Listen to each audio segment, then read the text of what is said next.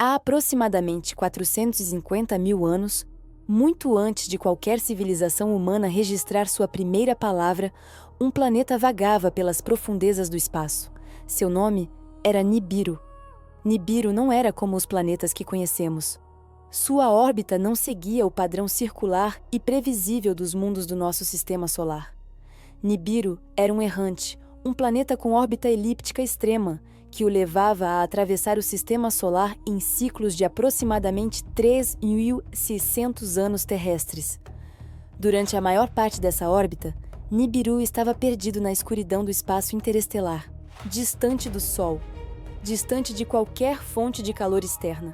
Mas os Anunnaki, os habitantes desse mundo impossível, haviam aprendido a sobreviver. Eles não dependiam da luz solar como nós. Seu planeta gerava seu próprio calor através de processos internos, radioatividade natural, pressão tectônica, energia geotérmica. A atmosfera de Nibiru agia como um cobertor térmico, retendo esse calor e criando um efeito estufa controlado que mantinha a superfície habitável mesmo nas profundezas geladas do espaço. Mas esse equilíbrio era frágil e, com o passar dos milênios, algo começou a falhar. Os textos sumérios descrevem essa crise com uma clareza perturbadora. Eles falam de uma atmosfera que estava se dissipando, rasgando-se lentamente, deixando o calor vital escapar para o vazio do espaço. Imagine um planeta inteiro enfrentando uma morte lenta por congelamento, as temperaturas caindo, as camadas superiores da atmosfera se rompendo, a radiação cósmica penetrando cada vez mais fundo, a vida na superfície tornando-se insustentável. Os Anunnaki eram uma civilização tecnologicamente avançada. Eles haviam dominado a manipulação genética, a viagem espacial, a engenharia planetária. Mas mesmo para eles, salvar uma atmosfera inteira era um desafio monumental. Eles precisavam de uma solução, e essa solução tinha um nome: ouro. Hoje isso pode parecer estranho. Ouro? O metal que usamos para fazer joias e reserva de valor? Como isso poderia salvar um planeta? Mas a ciência moderna nos mostra que essa ideia não é tão absurda quanto parece. O ouro tem propriedades únicas. É altamente refletivo. É quimicamente inerte. É maleável o suficiente para ser disperso em partículas microscópicas. Em 1974, cientistas propuseram um conceito chamado geoengenharia atmosférica. A ideia de que partículas metálicas suspensas na atmosfera poderiam refletir radiação e regular temperatura. Décadas depois, essa ideia ganhou tração nos debates sobre mudanças climáticas. Partículas de ouro, especificamente, poderiam criar uma camada refletiva na alta atmosfera. Elas refletiriam a radiação prejudicial de volta ao espaço e, ao mesmo tempo, reteriam o calor infravermelho gerado internamente pelo planeta. Era como criar uma pele dourada artificial para Nibiru. Os Anunnaki precisavam de grandes quantidades desse metal, toneladas, centenas de toneladas, e Nibiru não tinha reservas suficientes. Mas eles sabiam de um lugar que tinha. Um pequeno planeta azul na terceira órbita de um sistema solar próximo. Um mundo jovem, geologicamente ativo, rico em metais pesados. Um planeta que eles chamariam de Ki. Nós o chamamos de Terra.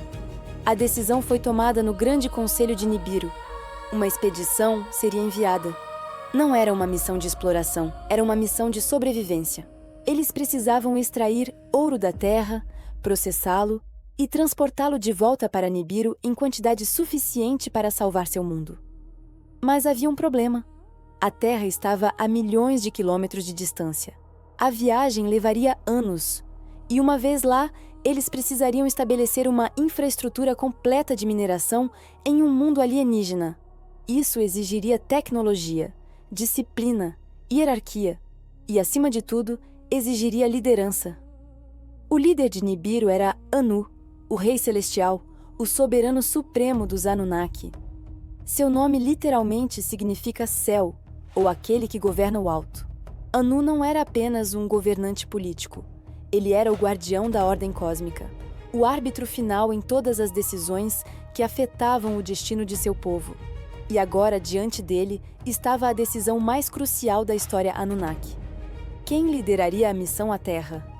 Anu tinha 2 filhos, 2 príncipes, 2 gênios.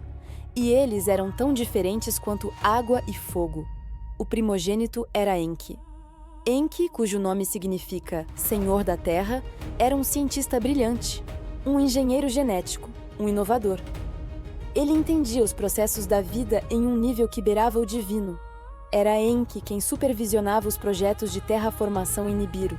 Era Enki quem desenvolvia as tecnologias de manipulação atmosférica. Mas Enki tinha um problema. Sua mãe não era a esposa principal de Anu.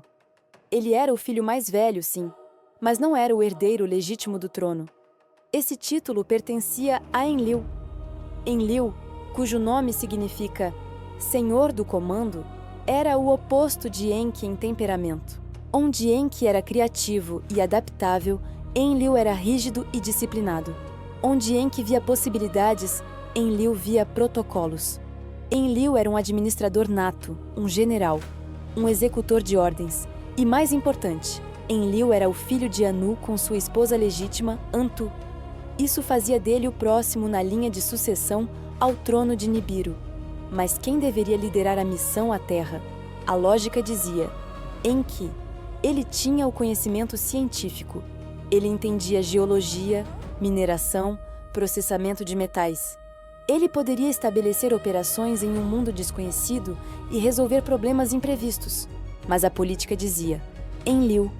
Como herdeiro, Enlil não poderia ser deixado para trás em Nibiru, enquanto seu meio-irmão ganhava glória em um empreendimento tão monumental. E além disso, uma missão dessa magnitude precisava de comando militar, não apenas de expertise científica. Anu tomou sua decisão. Mas essa decisão não foi tomada levianamente. Anu convocou seu conselho completo, os 7 que decretam destinos, como os textos os chamam. Não era apenas uma questão familiar. Era uma questão de sobrevivência planetary. O debate durou dias terrestres. Alguns conselheiros argumentavam que enviar 2 filhos de Anu era arriscar demais. Se algo acontecesse com ambos na Terra, a linha de sucessão seria destruída. Outros argumentavam que a missão era importante demais para ser confiada a qualquer um menor que príncipes reais. Havia também a questão da duração. A viagem de Nibiru à Terra levaria anos, e isso apenas quando Nibiru estava na parte de sua órbita mais próxima ao sistema solar interno. Se Enki e depois Enlil fossem para a Terra, eles poderiam passar décadas até séculos separados de seu planeta natal. Isso exigia uma lógica diferente para nomear sucessores. Linhagens de backup precisavam ser estabelecidas. Filhos secundários e terciários precisavam ser identificados como herdeiros emergenciais caso algo acontecesse com Enki e Enlil. E havia outra consideração. A Terra era um mundo alienígena.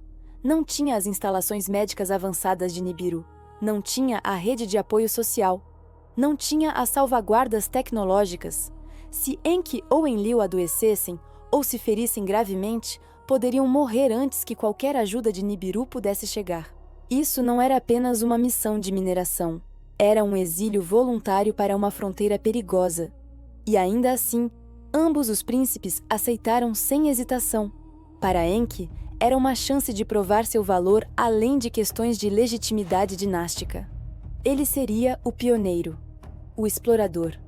O nome dele seria escrito para sempre na história Anunnaki como aquele que salvou Nibiru. Para Enlil, era dever puro. Seu pai comandava e ele obedecia. Mas também havia ambição. Enlil via a Terra como um trampolim.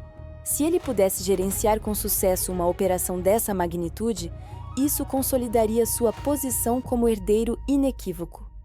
Nenhum deles previu que essa separação de Nibiru duraria não décadas, mas milênios. Que eles se tornariam não visitantes temporários da Terra, mas seus governantes permanentes. Que seus descendentes nasceriam, viveriam e morreriam sem nunca ver Nibiru. Eles pensavam que estavam embarcando em uma expedição. Na verdade, estavam fundando uma dinastia. Enki iria primeiro. Enki lideraria a expedição inicial. Ele seria o pioneiro, o explorador.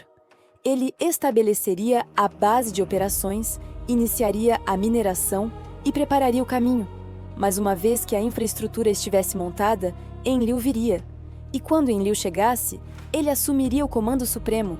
Enki teria o conhecimento, mas Enlil teria a autoridade. Essa decisão pareceria uma solução de compromisso elegante, mas ela plantou as sementes de um conflito que moldaria toda a história da humanidade. A expedição foi montada com precisão militar. 50 Anunnaki foram selecionados, não soldados, mas especialistas, engenheiros, geólogos, técnicos de mineração, pilotos, cada um escolhido por suas habilidades específicas. Eles não iam conquistar a Terra, eles iam explorá-la. As naves foram carregadas com equipamentos de mineração, ferramentas de processamento, suprimentos de longo prazo. Os Anunnaki não sabiam quanto tempo a missão levaria. Eles planejavam para décadas, talvez séculos, e então, sob o comando de Enki, a frota partiu. A jornada através do espaço levaria anos, mas para uma civilização enfrentando a extinção, tempo era um luxo que eles ainda tinham. O que eles não sabiam era que essa missão, essa tentativa desesperada de salvar seu próprio mundo, mudaria para sempre o destino de outro. Quando as naves Anunnaki emergiram do vazio do espaço e entraram na órbita terrestre, elas encontraram um mundo que era simultaneamente familiar e alienígena. A Terra tinha aproximadamente 4 bilhões de anos. Seus continentes ainda estavam se formando. Seus oceanos eram vastos e primordiais. E mais importante, ela estava geologicamente ativa. Vulcões, terremotos, placas tectônicas em constante movimento. Tudo isso significava uma coisa: metais pesados estavam sendo trazidos das profundezas do manto para a superfície, incluindo o ouro. Enki não desceu imediatamente para a superfície. Primeiro, ele mapeou o planeta. Ele analisou a composição atmosférica, os padrões climáticos, as concentrações minerais. A atmosfera terrestre era rica em oxigênio, muito mais do que Nibiru. Isso significava que os Anunnaki poderiam respirar sem equipamentos especiais. A gravidade era ligeiramente menor que a de Nibiru, mas não o suficiente para causar problemas fisiológicos sérios. Mas o mais importante, Enki identificou as zonas com maior concentração de ouro acessível. Durante semanas, as naves Anunnaki orbitaram a Terra, usando sensores avançados para penetrar o solo e detectar assinaturas minerais. Eles não estavam procurando apenas ouro, estavam procurando ouro em formações que pudessem ser extraídas eficientemente. O planeta era geologicamente ativo. Isso era crítico. Vulcanismo e movimento tectônico significavam que metais pesados do núcleo e manto estavam sendo constantemente trazidos para perto da superfície. Mas também significava que a atividade sísmica seria um risco constante nas operações de mineração.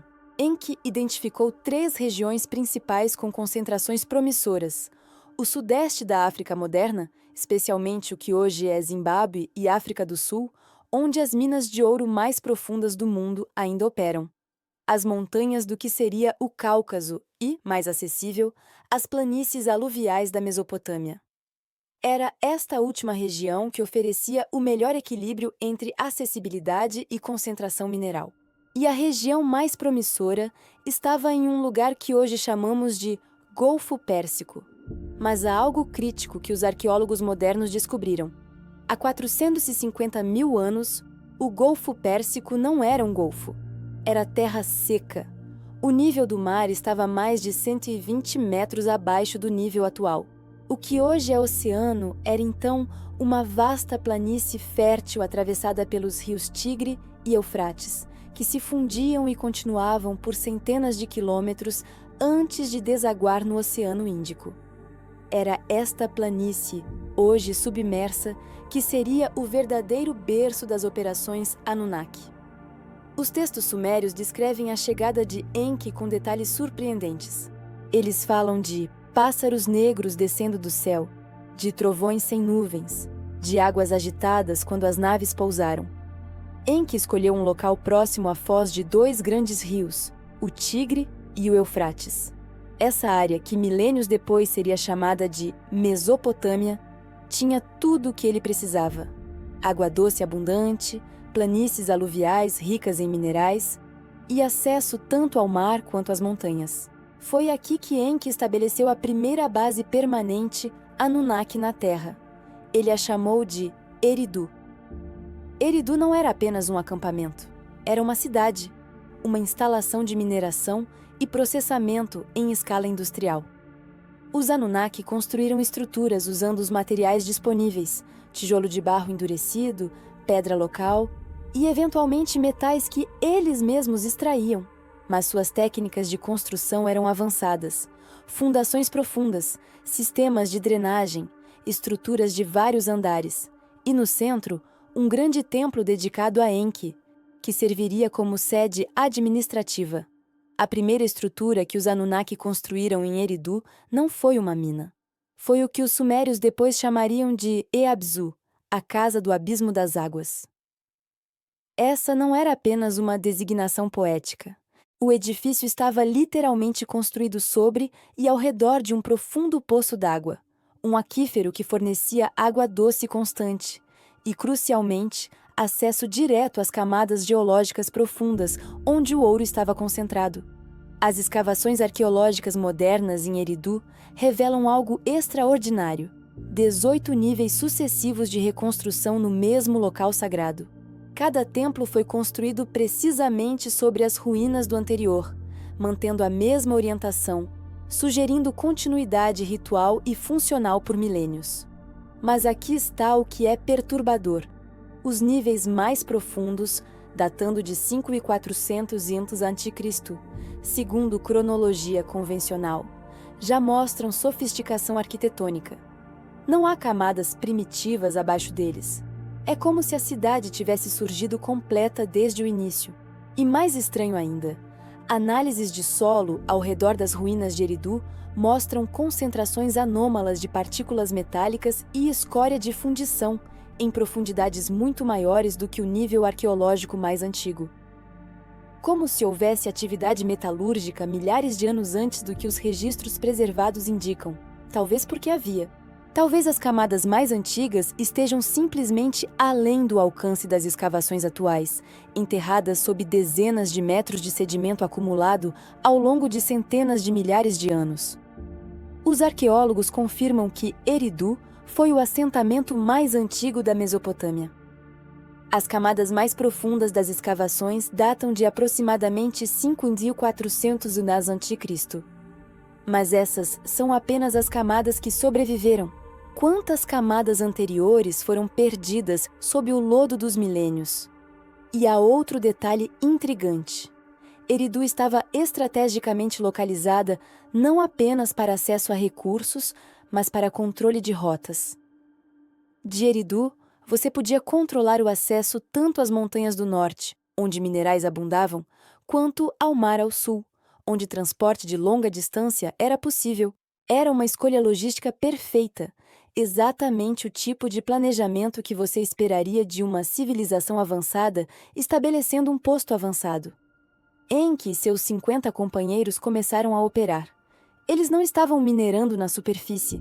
As maiores concentrações de ouro estavam nas profundezas, em veios subterrâneos, em depósitos aluviais antigos soterrados por camadas de sedimento. Isso exigia escavação profunda. Os Anunnaki perfuraram túneis, construíram sistemas de suporte, desenvolveram métodos para extrair e processar o minério sem causar colapsos estruturais. Mas rapidamente ficou claro que havia um problema. O trabalho era brutal, exaustivo, perigoso. 50 Anunnaki, mesmo com tecnologia avançada, simplesmente não eram suficientes para extrair ouro na velocidade necessária. Enki enviou mensagens de volta para Nibiru. Ele precisava de mais pessoal, mais equipamentos, mais recursos. Anu respondeu, mas não com o que Enki esperava. Em vez de enviar centenas de trabalhadores adicionais, Anu enviou seu outro filho. Enlil estava chegando, e com ele vinha a burocracia, a hierarquia e a tensão inevitável entre dois irmãos que nunca haviam concordado em nada.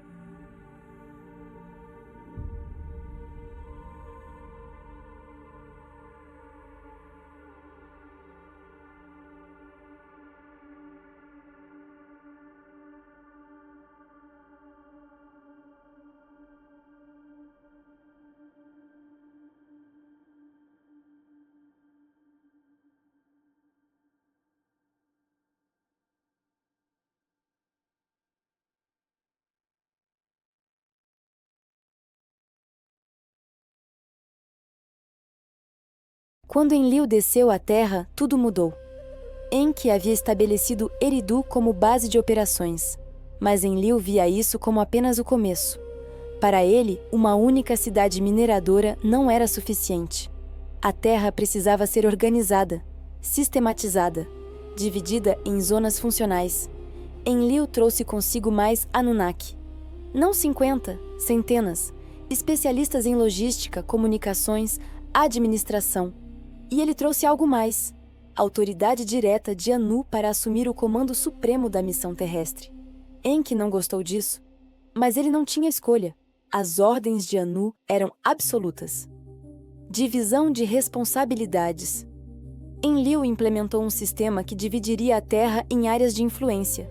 Enki manteria controle sobre as operações no sul da Mesopotâmia, o Edim, como era chamado. Isso incluía Eridu e as regiões costeiras. Enki supervisionaria a mineração aluvial, a extração de ouro dos leitos de rios e das profundezas submarinas. Enlil assumiria o norte. Ele estabeleceria cidades administrativas e centros de comando. Ele gerenciaria a logística, as comunicações com Nibiru e a distribuição de recursos. Mas havia um terceiro domínio: as montanhas. As cordilheiras ricas em minérios, especialmente na região que hoje é o leste da África. Essas áreas seriam designadas a outros Anunnaki de alto escalão, que responderiam a Enlil: estabelecimento de novas cidades. Rapidamente, novas cidades começaram a surgir. Bet-Tibira foi fundada como centro de processamento metalúrgico. Enquanto Eridu focava na extração, Bet-Tibira focava no refino. Aqui, o minério bruto era purificado, fundido e preparado para transporte. Os arqueólogos confirmam que Bet-Tibira era um dos assentamentos mais antigos da Suméria. E, curiosamente, análises de solos na região mostram concentrações anormalmente altas de escória metalúrgica, resíduos de fundição em escalas que não deveriam existir em uma civilização neolítica primitiva. Larsa foi estabelecida como centro astronômico. Os Anunnaki precisavam manter comunicação constante com Nibiru. Isso exigia cálculos precisos de órbitas, alinhamentos planetários e janelas de lançamento para naves de transporte. Larsa tornou-se o observatório principal. Aqui, os Anunnaki mapeavam os céus, rastreavam o movimento dos planetas e coordenavam as chegadas e partidas das frotas de suprimento. Milênios depois, os sumérios seriam conhecidos como os astrônomos mais avançados do mundo antigo. Eles conheciam os períodos orbitais dos planetas com precisão extraordinária. Eles sabiam da existência de planetas que não podiam ver a olho nu. Como eles sabiam disso? Porque os Anunnaki lhes contaram. Sipar, o porto espacial. Mas a cidade mais importante da rede Anunnaki não era uma cidade comum. Era Sipar. Sipar, cujo nome significa cidade-pássaro, era o principal porto espacial dos Anunnaki na Terra. Localizada estrategicamente no cruzamento de duas grandes vias fluviais, Sipar servia como ponto de lançamento para todas as naves que viajavam entre a Terra e Nibiru. Mas Sipar não era apenas um porto espacial no sentido moderno. Era um complexo de lançamento integrado que incorporava tecnologias que nossa civilização atual apenas começou a entender. Os textos descrevem estruturas em Sipar que cuspiam fogo e trovão regularmente. Eles falam de campos onde nada crescia, ao redor dessas estruturas, possivelmente áreas contaminadas por propelentes químicos ou radiação de motores de fusão. E há algo mais. Quando você mapeia as coordenadas precisas de Sipar e outras instalações Anunnaki-chave, e depois traça linhas entre elas, emerge um padrão geométrico que corresponde a algo muito específico. Um sistema de triangulação global. Em 1973, o engenheiro aeroespacial Maurice Chatelain, que havia trabalhado no programa Apollo da NASA, publicou um estudo onde ele mapeou sítios megalíticos antigos ao redor do mundo. Ele descobriu que muitos deles estavam posicionados em locais que formavam triângulos geodésicos perfeitos. Mais surpreendente, quando você conecta Sipar, Baalbek, as grandes pirâmides do Egito e vários outros sites, as linhas não apenas formam triângulos, elas se interceptam em ângulos que correspondem a coordenadas de navegação precisas. É como se toda a Terra fosse uma rede de navegação global, um sistema GPS pré-histórico. Para quê? Possivelmente para guiar naves descendo da órbita. Quando você está pilotando uma nave espacial e precisa pousar em um local específico em um planeta em rotação, você precisa de pontos de referência precisos. Você precisa de um sistema de coordenadas. E se os Anunnaki construíram exatamente isso?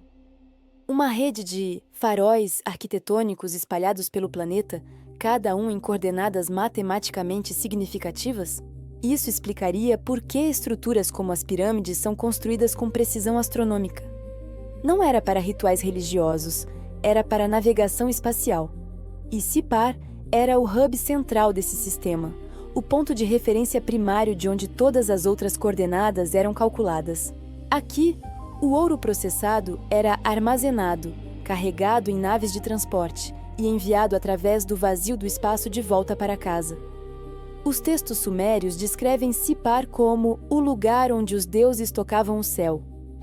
Eles falam de torres que alcançavam as estrelas e pássaros de metal que rugiam como trovões. Evidências modernas. Hoje, quando olhamos para as coordenadas precisas dessas cidades antigas, algo notável emerge. Elas formam um padrão geométrico perfeito. Eridu, Bad-Tibira, Larsa, Sipar. Quando você conecta essas cidades em um mapa, elas formam triângulos e alinhamentos que correspondem a proporções matemáticas avançadas. A distância entre elas segue razões específicas. Os ângulos não são aleatórios. Isso não é acidente. É planejamento urbano em escala regional. E mais perturbador, quando você estende essas linhas geometricamente, elas apontam para locais onde, milênios depois, outras estruturas monumentais seriam construídas. As pirâmides do Egito, Baalbek, até formações na América do Sul. É como se toda a Terra estivesse sendo mapeada segundo um plano mestre. E talvez estivesse.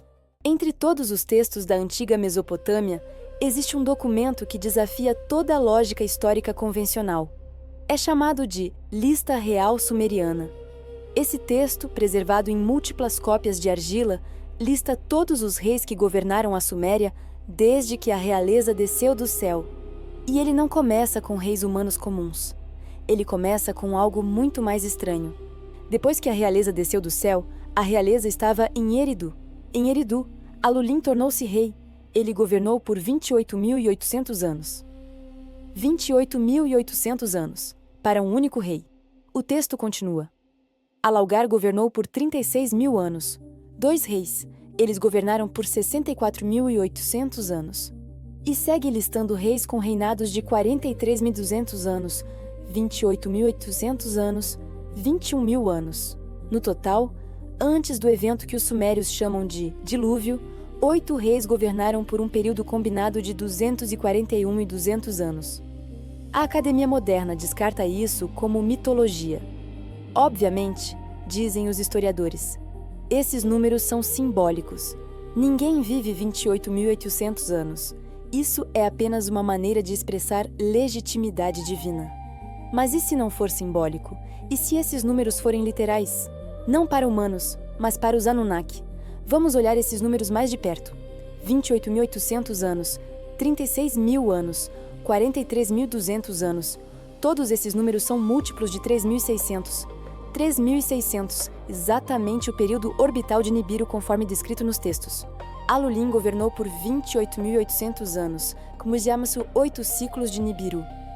Alaugar governou por 36.000 anos, chamamos 10 ciclos de Nibiru. Os Anunnaki não mediam tempo em anos terrestres. Eles mediam em SARS, ciclos orbitais de seu planeta natal. Quando os textos dizem que Alulin governou por 28.800 anos, eles querem dizer que ele governou por 8 SARS, 8 voltas completas de Nibiru ao redor do Sol. Mas quem eram esses 8 reis? O que eles realmente fizeram? Alulin é descrito como o primeiro governante de Eridu, e sabemos que Eridu foi fundada por Enki. Então Alulin era provavelmente um dos comandantes originais sob Enki, alguém deixado para administrar a cidade enquanto Enki supervisionava operações mais amplas. Alaugar governou em Bad-Tibira, o centro metalúrgico. Ele supervisionava o processamento e refino do ouro. Emenluana governou em Bad Tibira após Alaugar, 43.200 anos. 12 ciclos de Nibiru. Ele é descrito nos textos como aquele que ergueu torres, sugerindo que ele foi responsável por grandes projetos de construção. Aqui está algo que deveria nos fazer pausar. Se esses governantes eram Anunnaki, e se Nibiru tinha uma órbita de 3.600 anos, isso significa que por longos períodos, décadas ou até séculos, esses governantes estavam completamente isolados de seu planeta natal. Quando Nibiru estava no ponto mais distante de sua órbita, não havia comunicação, nenhum reabastecimento, nenhum reforço. Os Anunnaki na Terra estavam por conta própria. Isso muda tudo, porque significava que eles não estavam apenas minerando ouro e enviando de volta para casa. Eles estavam construindo uma civilização permanente aqui. Eles estavam fazendo da Terra seu lar. A lista real também revela algo sobre a estrutura de poder Anunnaki. Cada cidade tinha seu próprio governante, mas todos respondiam a uma hierarquia maior. Enki controlava o Edim, sul. Enlil controlava o norte. E acima de ambos, embora distante, estava Anu em Nibiru. Mas conforme os milênios passavam, essa hierarquia começou a se complicar. Enki teve filhos na Terra. Enlil teve filhos na Terra. Esses filhos, meio Anunnaki, nascidos em solo terrestre, tinham suas próprias ambições. Marduk, o filho de Enki, acreditava que ele deveria herdar o comando das operações terrestres. Ninurta, o filho de Enlil, também acreditava que esse direito era dele. E havia outros: Inanna, Ishtar, Utu, Shamash, Nergal, todos descendentes dos Anunnaki originais, todos disputando poder e influência. 241 mil anos. Esse é o período que os sumérios dizem que se passou desde que a realeza desceu do céu até o dilúvio. Se isso for literal, se os Anunnaki realmente operaram na Terra por mais de 240 milênios, então praticamente toda a nossa compreensão da história humana está errada. Porque isso significaria que, enquanto nossa antropologia nos diz que humanos anatomicamente modernos só surgiram há cerca de 300 mil anos e viviam como caçadores-coletores sem tecnologia, havia, na verdade, uma civilização avançada operando em paralelo durante todo esse tempo. Uma civilização que eventualmente decidiria criar seus próprios trabalhadores. Criar nós. A chegada de Enlil à Terra não foi apenas uma expansão administrativa. Foi o início de uma rivalidade que moldaria milênios de história. Enki havia tido anos, talvez décadas, para estabelecer sua visão para as operações terrestres. Ele havia explorado, experimentado, adaptado. Enki via a Terra não apenas como uma mina, mas como um laboratório, um lugar de possibilidades infinitas. Enlil via diferente. Para Enlil, a Terra era uma missão, um dever. Um problema a ser resolvido através de disciplina, ordem e eficiência. O primeiro conflito entre os dois irmãos foi sobre autoridade. Enki havia sido o pioneiro. Ele chegou primeiro. Ele estabeleceu Eridu. Ele desenvolveu os métodos de mineração. Na mente de Enki, isso lhe dava direito primordial sobre as operações terrestres. Mas Enlil trouxe ordens diretas de Anu. Ele era o comandante supremo. Tudo na Terra deveria passar por sua aprovação. Enki protestou.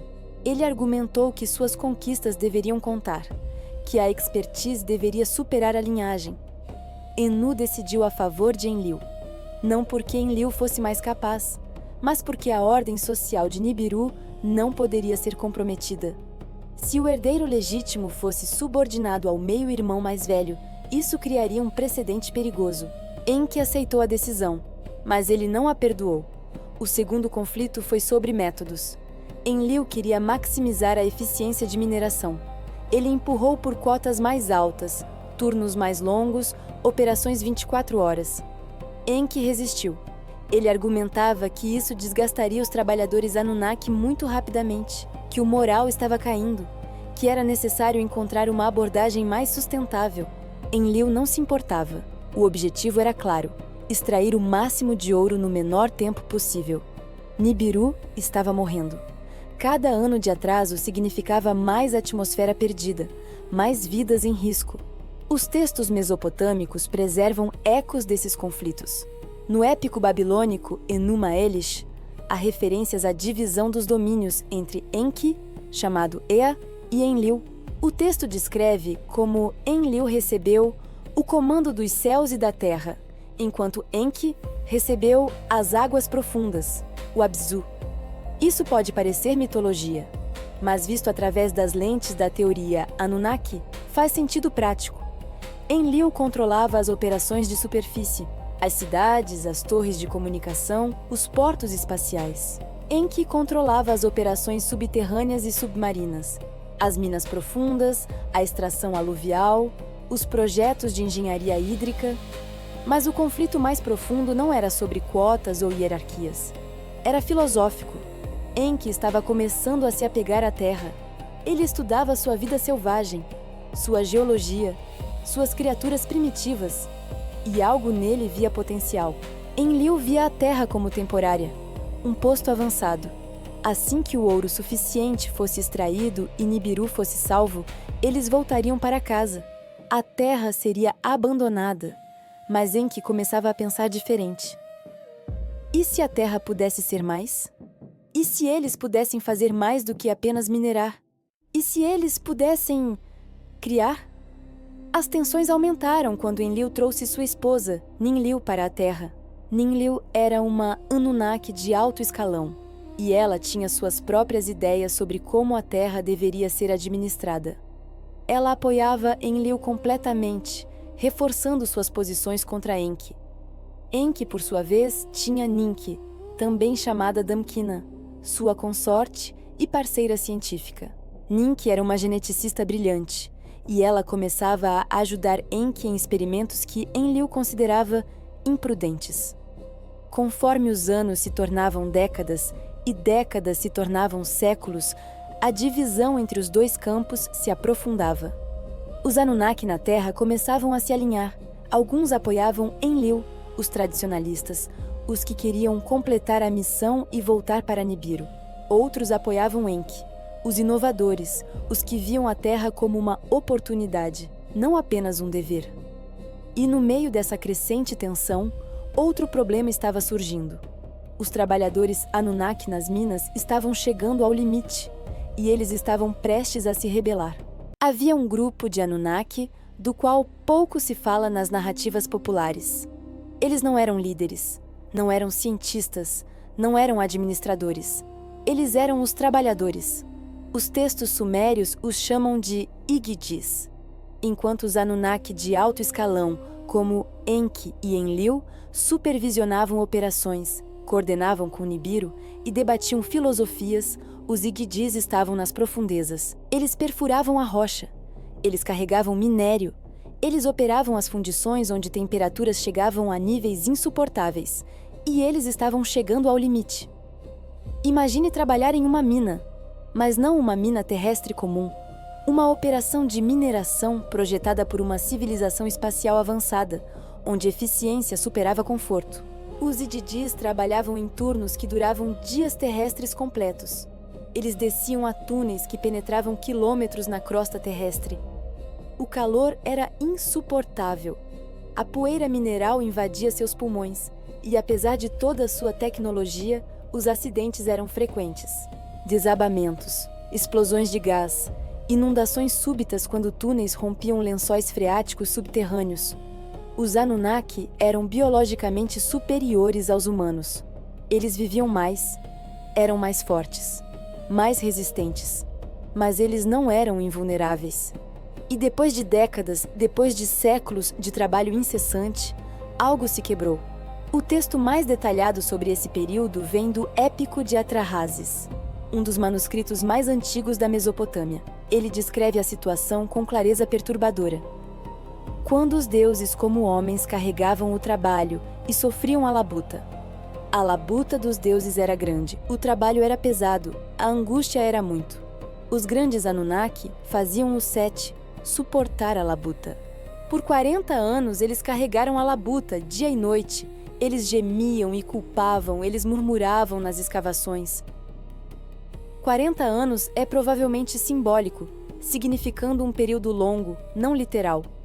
Mas o sentimento é claro. Os trabalhadores Anunnaki estavam exaustos, frustrados e raivosos, e então aconteceu.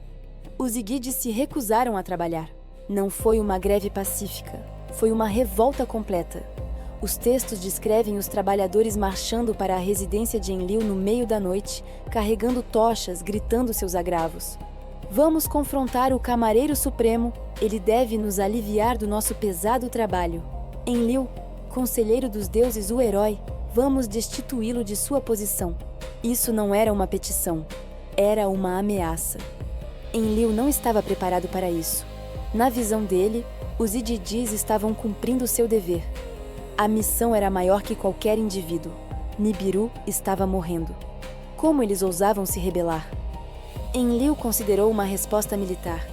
Esmagar a revolta pela força. Mas havia um problema. Os Igigis superavam em número os Anunnaki de alto escalão. Se a situação escalasse para conflito armado, o resultado era incerto. Mais importante, mesmo se Enlil vencesse, ele teria destruído a força de trabalho da qual dependia. Sem os Igigis, as minas parariam. A missão falharia. Enlil convocou um conselho de emergência. Os líderes Anunnaki se reuniram. Enlil, Enki, Anu, participando via comunicação de longa distância, Ninlil e outros de alto escalão. A questão era simples.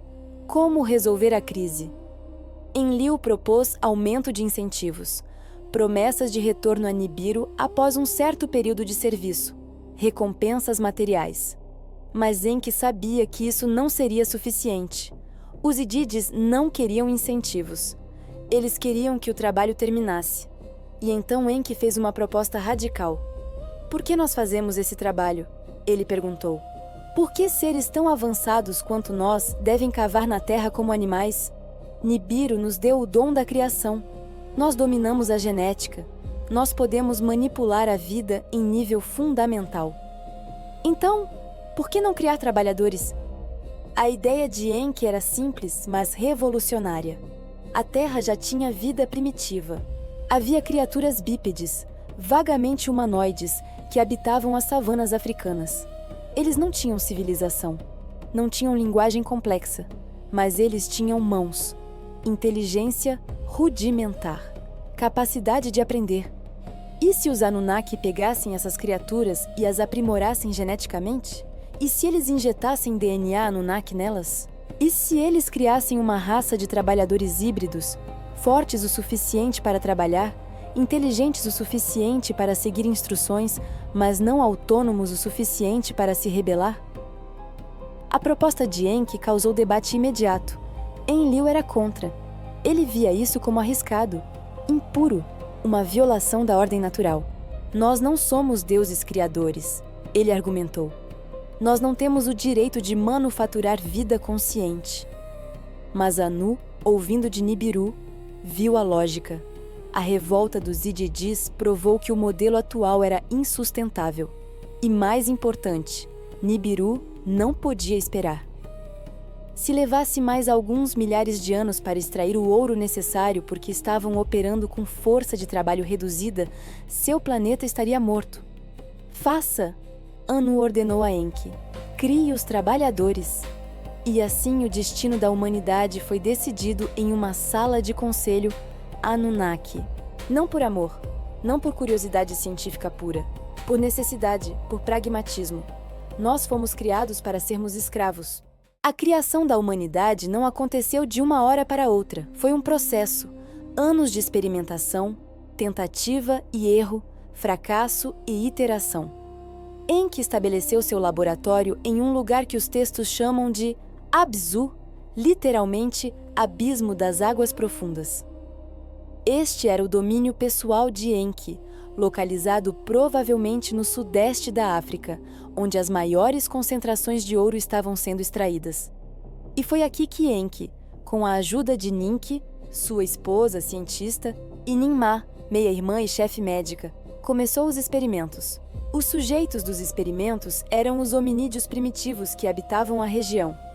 A ciência moderna identifica esses hominídeos como Homo erectus, ou possivelmente australopitecinos tardios. Criaturas bípedes, com cérebros menores que os humanos modernos, mas com estrutura corporal adaptada para o uso de ferramentas básicas. Os Anunnaki os chamavam de Lulu, o primitivo, o selvagem. Esses Lulus tinham potencial, mas eles eram lentos para aprender. Sua expectativa de vida era curta. Enki precisava melhorá-los. Os textos mesopotâmicos descrevem o processo de criação em linguagem que soa surpreendentemente técnica para um documento de 4.000 anos atrás. Misture o núcleo do barro das profundezas do Abzu. Os trabalhadores irão criá-lo. Os deuses irão carregá-lo. De sua carne e sangue, deixe Ninki misturar a argila.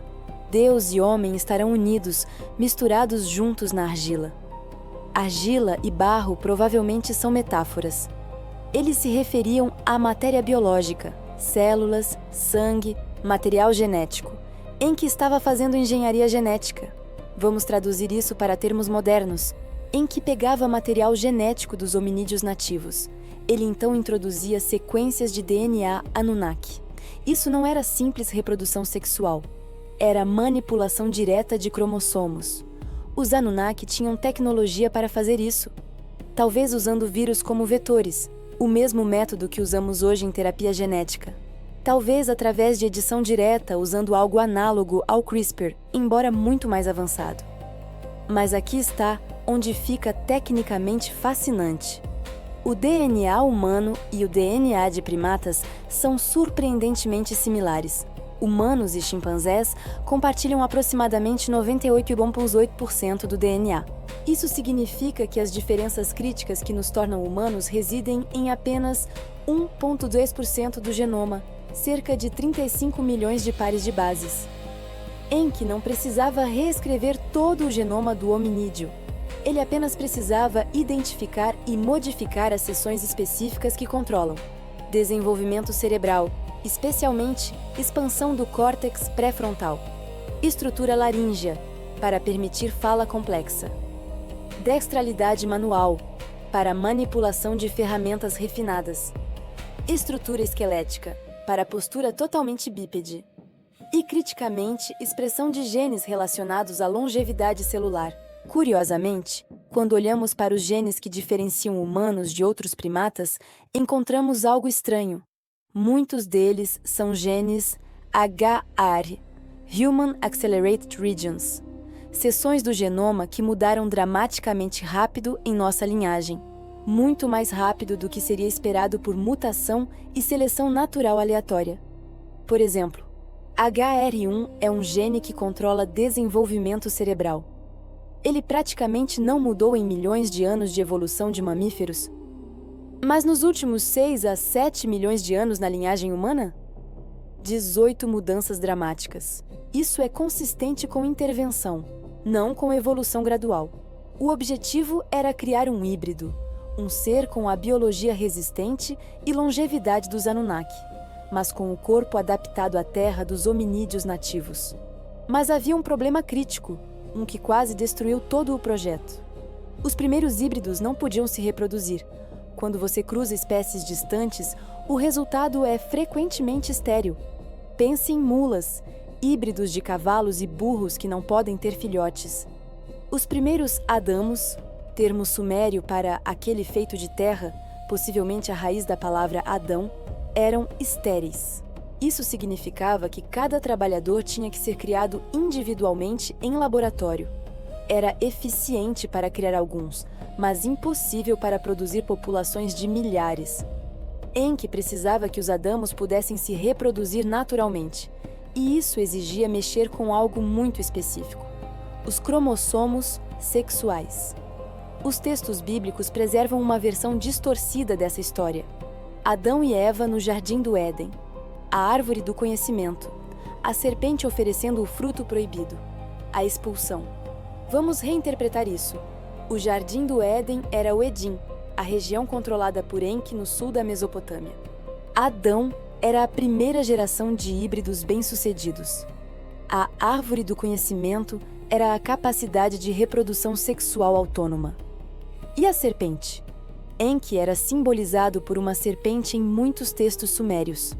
A serpente representava sabedoria, cura e transformação. Enlil queria que os Adamos permanecessem estéreis, ferramentas controláveis, descartáveis. Mas Enki discordava.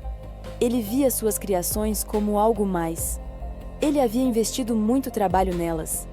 E pragmaticamente, ele sabia que se os Adamos não pudessem se reproduzir, a operação nunca escalaria adequadamente. Então, Enki fez algo contra as ordens diretas de Enlil. Ele modificou os cromossomos dos Adamos para permitir reprodução sexual. Ele deu à humanidade o dom, ou a maldição, de se perpetuar. Quando Enlil descobriu o que Enki havia feito, ele ficou furioso. Você os tornou muito parecidos conosco, Enlil acusou. Eles vão se multiplicar, eles vão cobrir a terra e, eventualmente, eles vão se tornar um problema. Enki argumentou que isso era exatamente o objetivo. Uma força de trabalho autorreplicante resolvia o problema de escala. Mas Enlil via a implicação mais profunda. Se os humanos pudessem se reproduzir, se eles tivessem autonomia biológica, então eles não eram mais apenas ferramentas. Eles eram uma espécie. E espécies têm agendas próprias. Aqui está onde fica perturbador. A genética moderna mostra algo inexplicável sobre o DNA humano. Há uma descontinuidade.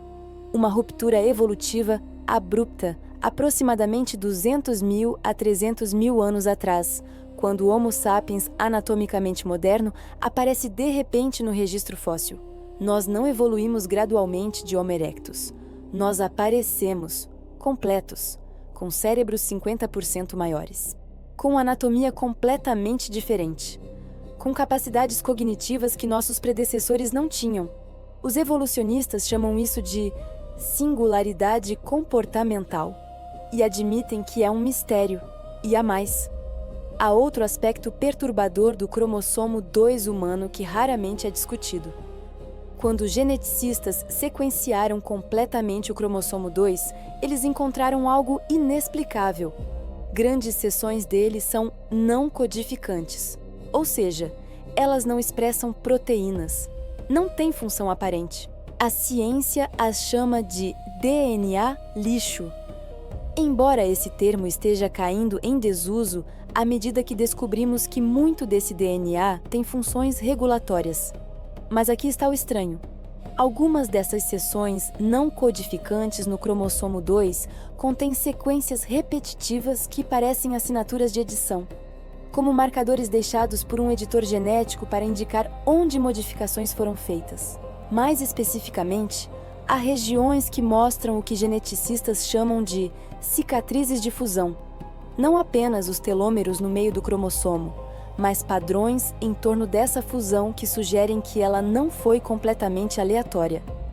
Em genética moderna, quando usamos CRISPR para fazer edições, deixamos assinaturas específicas no DNA, padrões de inserção e deleção que podem ser identificados. É como uma assinatura digital do processo de edição. O cromossomo 2 humano tem padrões semelhantes, como se alguém não apenas fundiu 2 cromossomos, mas depois limpou a fusão, removendo pedaços problemáticos e adicionando seções estabilizadoras. Isso não é como mutações naturais funcionam. Mutações são desorganizadas, aleatórias. Isso parece deliberado. E há mais. O cromossomo 2 humano é único entre todos os primatas. Chimpanzés têm 24 pares de cromossomos, gorilas têm 24, todos os grandes primatas têm 24, humanos têm 23. Por quê? Porque nosso cromossomo 2 é literalmente 2 cromossomos de primata fundidos em um. Você pode ver os telômeros, as extremidades cromossômicas, bem no meio do cromossomo 2 humano. É como se 2 cromossomos foram cirurgicamente fundidos. A ciência convencional diz que isso foi uma mutação aleatória. Mas fusões cromossômicas são quase sempre letais. E mesmo quando sobrevivem, elas causam problemas massivos de fertilidade. No entanto, aqui estamos nós.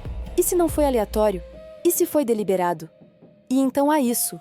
Aproximadamente 8% do genoma humano consiste de retrovírus endógenos, sequências virais inseridas em nosso DNA. A ciência diz que isso vem de infecções virais antigas que se incorporaram ao genoma. Mas alguns desses RVs não aparecem em nenhum outro primata. Eles são exclusivamente humanos. E, curiosamente, muitos deles estão localizados perto de genes relacionados a desenvolvimento cerebral e função cognitiva. Como se alguém tivesse usado vírus como ferramentas de entrega para modificar especificamente as partes do genoma que nos tornam inteligentes. Eventualmente, após anos de tentativa e erro, Enki conseguiu. Os Adamos podiam trabalhar, podiam aprender, podiam seguir instruções e, crucialmente, podiam se reproduzir. As operações de mineração foram transformadas. Os Igidis foram retirados das minas. Em seu lugar, milhares de humanos híbridos assumiram o trabalho. Enlil ficou satisfeito com a eficiência, mas ele nunca perdoou Enki por tornar os humanos férteis. E ele estava certo.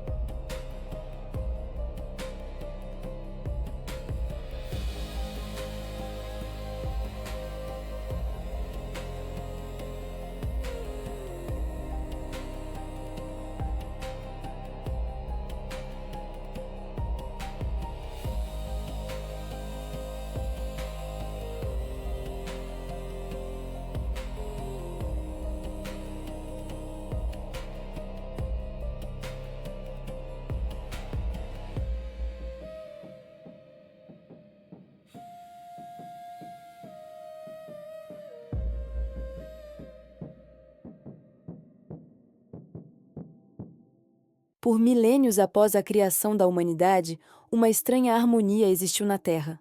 Os Anunnaki viviam em suas cidades-templo. Os humanos trabalhavam as minas e os campos. E lentamente, inesperadamente, algo começou a acontecer. Os humanos evoluíram, não biologicamente, mas culturalmente. Os Anunnaki não eram mestres intencionais, mas os humanos eram observadores naturais. Eles observavam como os Anunnaki construíam estruturas usando geometria precisa. Eles observavam como os Anunnaki fundiam metais em fornos de alta temperatura. Eles observavam como os Anunnaki rastreavam estrelas e previam eventos celestes. E gradualmente eles começaram a imitar. Enki, em particular, encorajava isso. Ele via potencial nos humanos. Ele começou a ensinar deliberadamente agricultura básica, irrigação, os fundamentos da metalurgia. Os textos sumérios creditam a Enki a entrega de Mi, uma palavra que significa algo como decretos divinos ou leis cósmicas, mas que provavelmente se refere a conhecimento tecnológico e científico. Enki tornou-se conhecido como o grande educador, o doador de sabedoria. Enlil via isso como perigoso. Você está os elevando muito, ele avisava. Eles vão aspirar demais. Mas algo mais estava acontecendo que Enlil temia ainda mais. Alguns Anunnaki, especialmente aqueles que passavam longos períodos isolados em postos avançados, começaram a se relacionar com humanos.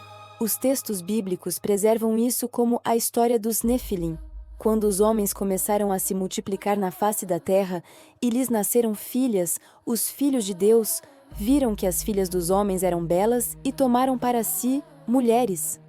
Naqueles dias havia gigantes na terra, e também depois, quando os filhos de Deus conheceram as filhas dos homens e delas geraram filhos. Os filhos desses cruzamentos eram diferentes. Eles tinham mais DNA Anunnaki do que os humanos comuns. Eles eram maiores, mais fortes, viviam mais tempo. Eles tinham capacidades cognitivas superiores.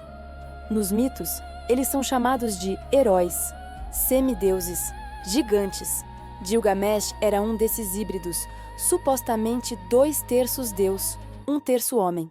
E esses híbridos de segunda geração ocuparam uma posição estranha na sociedade. Muito poderosos para serem tratados como humanos comuns, mas não plenamente aceitos pelos Anunnaki. Eles se tornaram governantes de cidades humanas, reis sacerdotes, a classe intermediária entre deuses e mortais. Enquanto isso, a população humana estava explodindo. Os humanos se reproduziam rapidamente, muito mais rápido que os Anunnaki. Em poucas gerações, havia milhares, depois dezenas de milhares.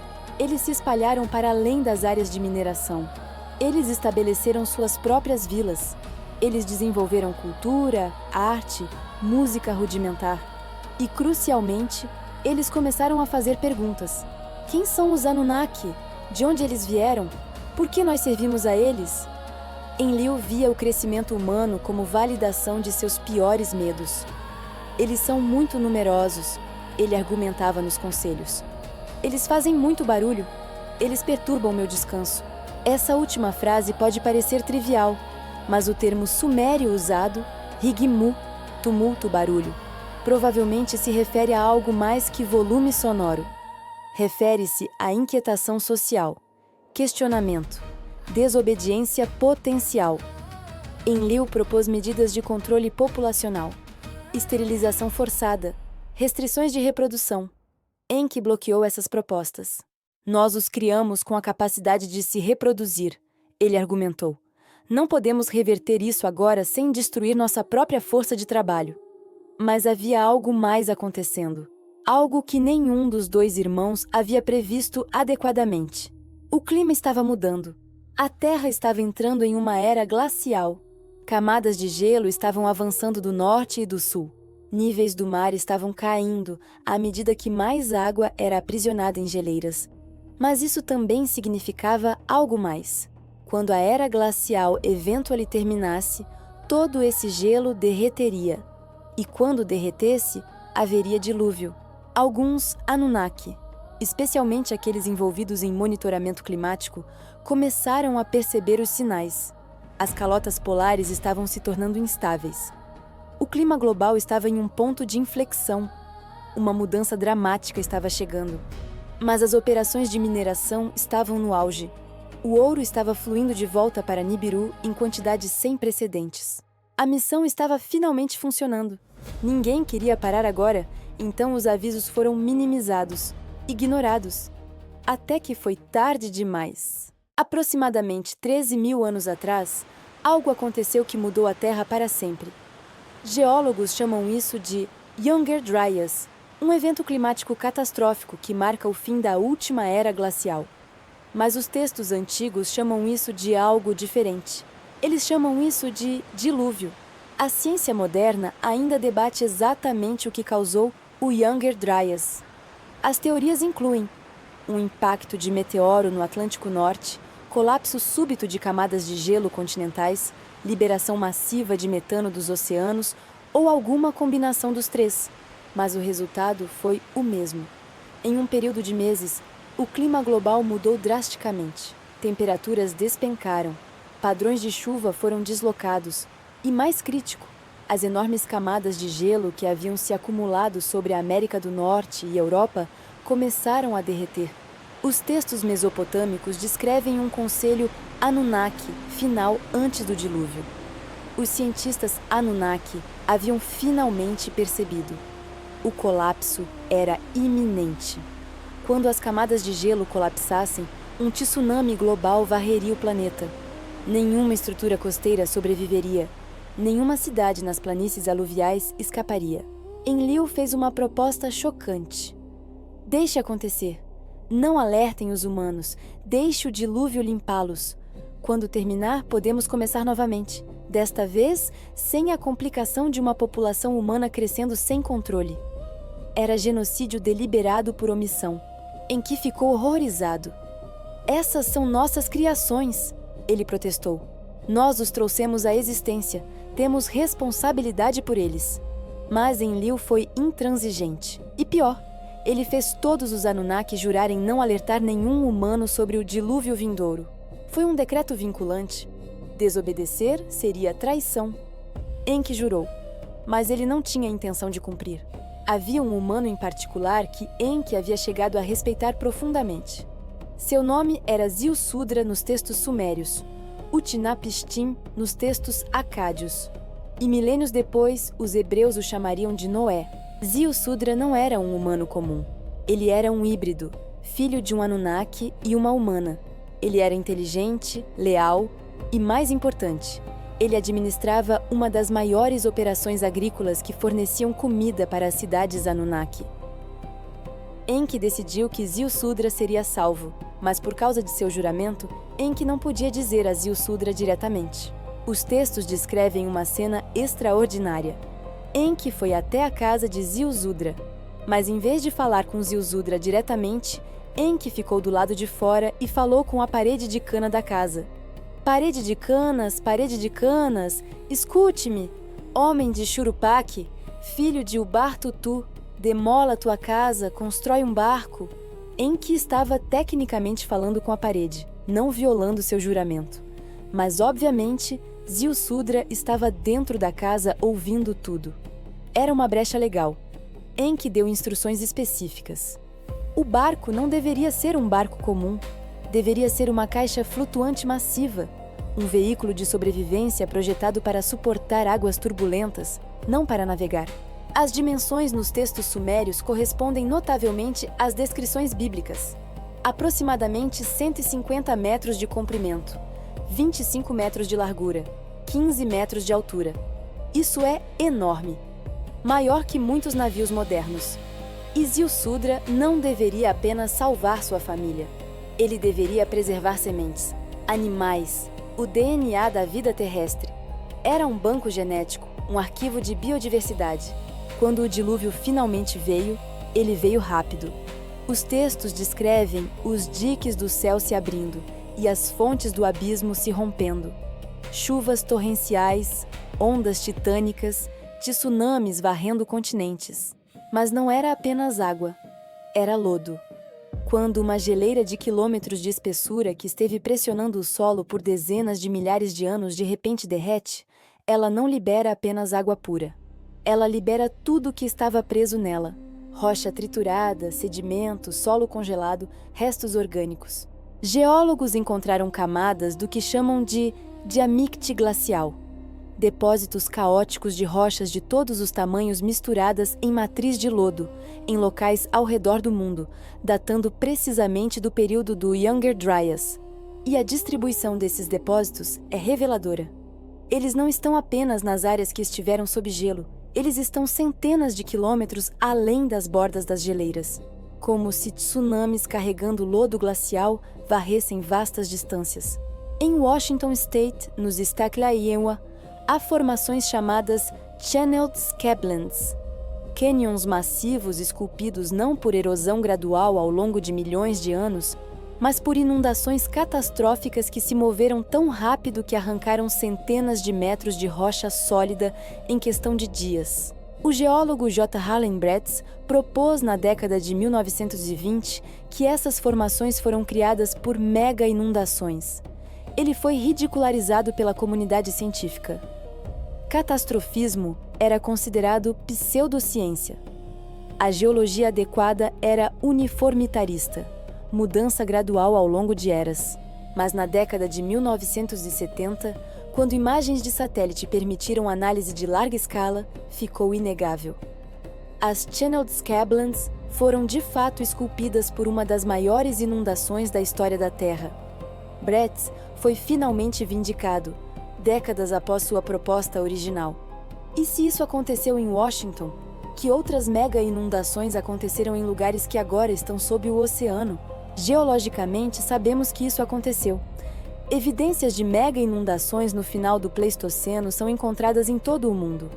O Mar Negro foi inundado catastroficamente quando o Mediterrâneo rompeu através do Bósforo. A bacia do Golfo Pérsico, onde Eridu estava localizada, foi completamente submersa quando os níveis do mar subiram mais de 100 metros. Megalitismo costeiro de 12 mil anos atrás agora está submerso. E os Anunnaki? Eles não ficaram para testemunhar a destruição. Eles tinham naves espaciais.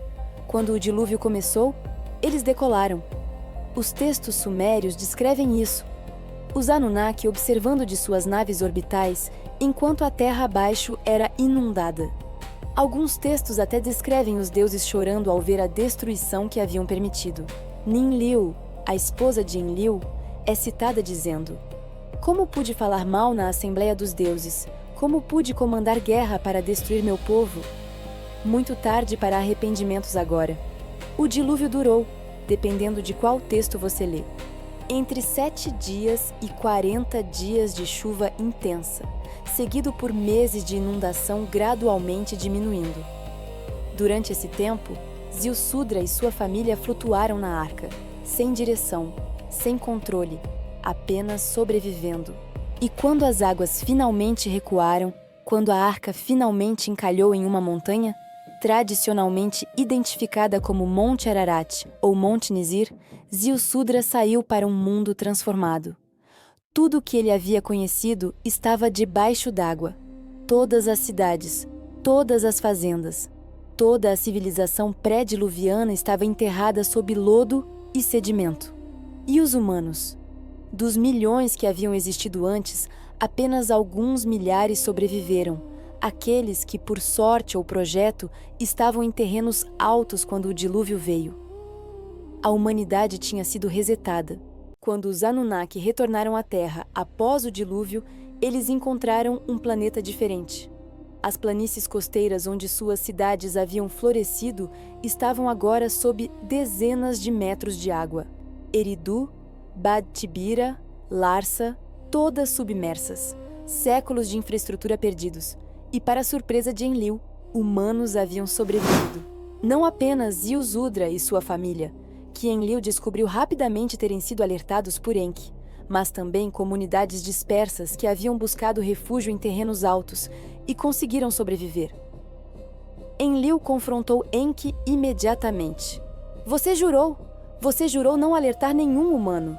Enki respondeu com sua defesa técnica. "Eu não falei com nenhum humano. Eu falei com uma parede de canas. Se um humano por acaso estava atrás dessa parede e ouviu, bem, isso não é minha culpa."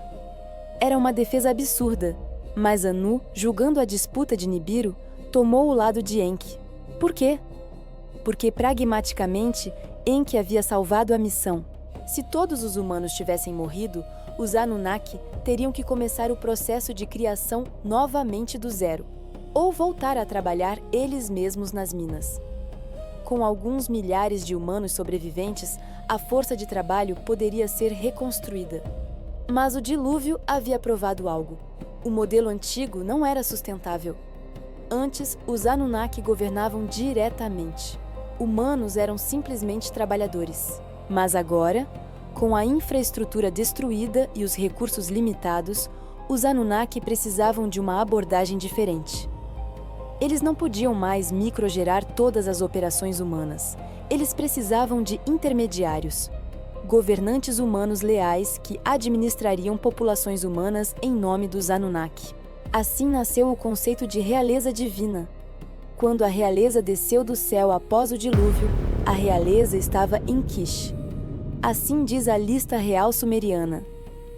Laquish foi a primeira cidade reconstruída significativa na Mesopotâmia pós-diluviana. E aqui, os Anunnaki estabeleceram o primeiro rei humano verdadeiro, não um Anunnaki, mas um humano autorizado a governar em nome dos deuses. Esse rei recebia legitimidade através de um ritual chamado Me, os decretos divinos. Ele era ungido, abençoado e, mais importante, armado com conhecimento e tecnologia para manter ordem.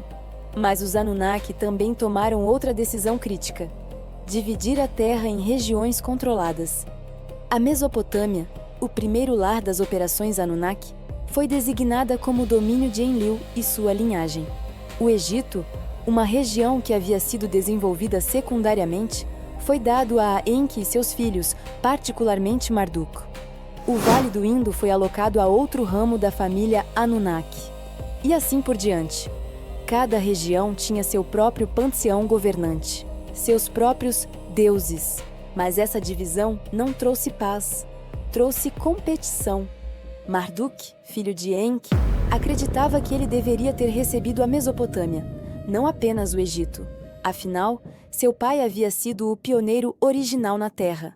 Ninurta, filho de Enlil, acreditava que todas as operações terrestres deveriam estar sob controle de seu pai e, por extensão, dele. Inanna, neta de Enlil, mas aliada de Enki em alguns aspectos, tinha suas próprias ambições de poder. Os textos mesopotâmicos preservam memórias dessas guerras entre deuses, não metáforas, guerras reais, com armas reais. O Mépico de Erra descreve Marduk usando uma arma que faz a terra tremer e torna o dia em noite. O Mahabharata hindu descreve armas dos deuses que brilham como 1000 sóis e deixam a terra estéril por gerações. Essas descrições soam suspeitamente como armas nucleares ou alguma forma de armamento energético avançado. E há evidências físicas perturbadoras. Locais como Mohenjo-Daro, no Paquistão, mostram vitrificação, pedras fundidas em vidro, algo que só acontece com temperaturas extremamente altas. Camadas de radioatividade anômala foram detectadas em alguns sítios arqueológicos antigos. Crateras de impacto que não correspondem a meteoritos naturais. Algo aconteceu no mundo antigo. Algo violento e tecnológico. Eventualmente, Anu teve que intervir pessoalmente. Ele veio à Terra, uma visita rara e significativa, e convocou todos os principais Anunnaki para um grande conselho. As regras foram estabelecidas. 1. Nenhuma guerra direta entre facções Anunnaki 2. Disputas seriam resolvidas através de competição econômica e cultural. 3. Humanos não deveriam ser expostos diretamente à tecnologia avançada. 4. Cada região manteria sua autonomia sob seus deuses designados. Mas algo mais estava acontecendo. Conforme os milênios pós-diluvianos passavam, os Anunnaki começaram a se retirar. Por quê? Talvez a missão estivesse completa. Nibiru havia sido estabilizado. Talvez eles estivessem cansados da Terra e de suas complicações. Ou talvez, e esta é a teoria mais perturbadora, eles nunca realmente foram embora. Eles apenas pararam de governar abertamente. Por volta de 3000 a.C., algo mudou nas narrativas sumérias. Os deuses pararam de aparecer fisicamente nas histórias. Em vez disso, eles se comunicavam através de sacerdotes, através de sonhos, através de sinais. A realeza ainda alegava legitimidade divina, mas os próprios deuses haviam recuado para os bastidores. Humanos agora governavam humanos, mas sempre sob a sombra de linhagens que remontavam aos Anunnaki. E se você olhar para as famílias reais do mundo antigo, egípcios, mesopotâmicos, indo-europeus, todas elas alegavam descendência divina, todas elas alegavam sangue dos deuses. Então, o que fazemos com tudo isso? Se a narrativa Anunnaki for verdadeira, mesmo parcialmente verdadeira, as implicações são profundas. Primeiro, significa que nós não somos um acidente da evolução darwiniana. Nós somos um projeto, uma criação intencional. Engenharia genética feita por seres que vieram de outro lugar do cosmos. Isso não invalida a evolução. Claramente, evolução biológica acontece. mas sugere que, em pelo menos um ponto crítico de nossa história, houve intervenção, manipulação deliberada. Nós somos, no sentido mais literal, híbridos. Segundo, significa que a civilização humana é muito mais antiga do que pensamos. A narrativa convencional diz que civilização começou por volta de 3.500 anos na Suméria. Antes disso, apenas caçadores-coletores primitivos. Mas se a história Anunnaki for precisa, então operações em escala civilizacional estavam acontecendo há 450 mil anos. Infraestrutura avançada existia antes do dilúvio há 13 mil anos. E tudo isso foi varrido, enterrado sob lodo e oceano. O que mais foi perdido? Quantos outros capítulos de nossa história estão escondidos sob quilômetros de gelo ou água? Terceiro, e mais perturbador, se os Anunnaki se retiraram, quem está no controle agora? Uma possibilidade é que eles realmente foram embora. Nibiru completou sua órbita de volta às profundezas do espaço, e os Anunnaki voltaram para casa, deixando-nos para evoluir independentemente. Outra possibilidade é que eles ainda estão aqui, mas operando indiretamente, através de linhagens sanguíneas, através de sociedades secretas, através de estruturas de poder que remontam ao mundo antigo. Pense sobre isto. Praticamente toda a família real na história alega descendência divina. Os faraós do Egito eram filhos de Ra. Os imperadores romanos eram descendentes de Júpiter. Os reis mesopotâmicos eram escolhidos por Enlil. Essas alegações foram universalmente descartadas como propaganda política. Mas e se não fossem propaganda? E se houvesse algo real sendo preservado? Genes Anunnaki passados através de gerações? E então, há as sociedades secretas que surgiram ao longo da história, maçons, Rosacruzes, Illuminati, sociedades que alegam preservar conhecimento antigo dos tempos antes do dilúvio. São apenas sociedades filosóficas. Mas e se houvesse algo mais? E se algumas dessas organizações realmente preservassem linhas de conhecimento tecnológico, científico, político que remonta às operações Anunnaki?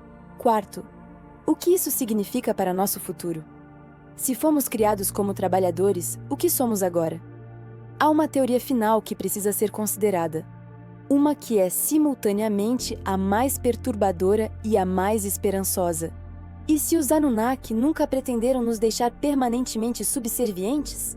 E se a criação da humanidade fazia parte de um experimento em larga escala, não apenas para resolver um problema de trabalho temporário, mas para semear algo novo? Uma espécie que combinava a inteligência Anunnaki com a adaptabilidade terrestre, que poderia eventualmente se tornar algo que nem os próprios Anunnaki poderiam ser? Enki, particularmente, parece ter visto potencial em nós desde o início, não apenas como ferramentas, mas como sucessores. Há uma história suméria sobre Adapa, o mais sábio dos homens, um dos primeiros humanos criados. Enki estava tão impressionado com a inteligência de Adapa que o apresentou a Anu em Nibiru. E Anu, vendo Adapa, ficou perturbado. Não porque Adapa era inferior, mas porque ele era tão capaz que ameaçava a ordem estabelecida. Anu ofereceu a Adapa comida e água que teriam concedido imortalidade. Mas Adapa, aconselhado por Enki de forma enigmática, recusou. Por quê? Várias interpretações existem, mas uma é que Enki não queria que humanos recebessem imortalidade como presente. Ele queria que a conquistássemos nós mesmos. Claramente, transcendemos nossa programação original. Desenvolvemos arte, filosofia, ciência autônoma. Nós não somos apenas ferramentas funcionais, mas carregamos nosso design original em nosso DNA, nossas tendências hierárquicas, nossa inclinação para adorar figuras de autoridade, nossa disposição para trabalhar em sistemas que não servem nossos melhores interesses. E há a questão final: temos livre-arbítrio? Se nossos cérebros foram projetados por outra espécie, se nossos instintos foram programados, se nossas sociedades foram estruturadas desde o início por seres que nos viam como projetos, quanto de nossos pensamentos são realmente nossos? Esta é a pergunta mais perturbadora de todas. e ninguém tem uma resposta conclusiva. Então, o que devemos fazer? Primeiro, manter a mente aberta. A arqueologia convencional está constantemente descobrindo coisas que forçam a revisão de cronologias. Göbekli Tepe, um complexo de templos de 11.600 anos atrás que não deveria existir segundo modelos convencionais, prova que há muito mais em nossa história do que sabíamos. Segundo, fazer as perguntas difíceis. Por que civilizações antigas em lados opostos do mundo construíam pirâmides? Por que elas todas tinham astronomia avançada? Por que todas elas tinham mitos de deuses descendo do céu? Terceiro, entender que se a história Anunnaki for verdadeira, isso não diminui o que nos tornamos. Sim, talvez tenhamos começado como um projeto de engenharia. Mas olhe o que fizemos desde então. Nós criamos literatura que faz você chorar, música que faz você sentir transcendência, filosofia que questiona a própria natureza da realidade. Nós enviamos naves para outros planetas. Nós dividimos o átomo. Nós sequenciamos nosso próprio genoma. Se fomos criados para servir, então nos rebelamos lindamente contra esse propósito. A verdade sobre os Anunnaki pode nunca ser totalmente conhecida. Talvez esteja enterrada sob o Golfo Pérsico, onde Eridu jaz submersa. Talvez esteja codificada em textos que ainda não aprendemos a decifrar. Talvez esteja literalmente em nosso DNA, esperando ser decodificada. Mas a busca por essa verdade vale a pena, porque entender de onde viemos, realmente entender, não apenas aceitar a narrativa convencional, é o primeiro passo para entender para onde vamos. Os Anunnaki vieram de Nibiru há 500 mil de anos. Eles mineraram ouro para salvar seu mundo moribundo. E eles criaram trabalhadores híbridos que se tornaram nós. Eles governaram como deuses. E então, eles se foram. Ou talvez não. Talvez eles ainda estejam aqui, observando, esperando, vendo se suas criações finalmente evoluirão além de sua programação original. E se eles estiverem observando, o que eles veem quando olham para nós agora? Eles veem trabalhadores obedientes? Ou eles veem algo que transcendeu seu design? Eles veem ferramentas? Ou eles veem uma nova espécie, livre, criativa e em busca de seu próprio destino entre as estrelas? Talvez essa seja a verdadeira questão. Não o que os Anunnaki queriam que fôssemos, mas o que escolhemos nos tornar. E aqui estamos nós, milhares de anos depois, à beira de fazer exatamente isso. Nós estamos mapeando nosso próprio genoma, desenvolvendo terapias genéticas, experimentando com extensão de vida, enviando sondas para outros mundos, planejando colônias em Marte. Estamos essencialmente nos tornando os Anunnaki.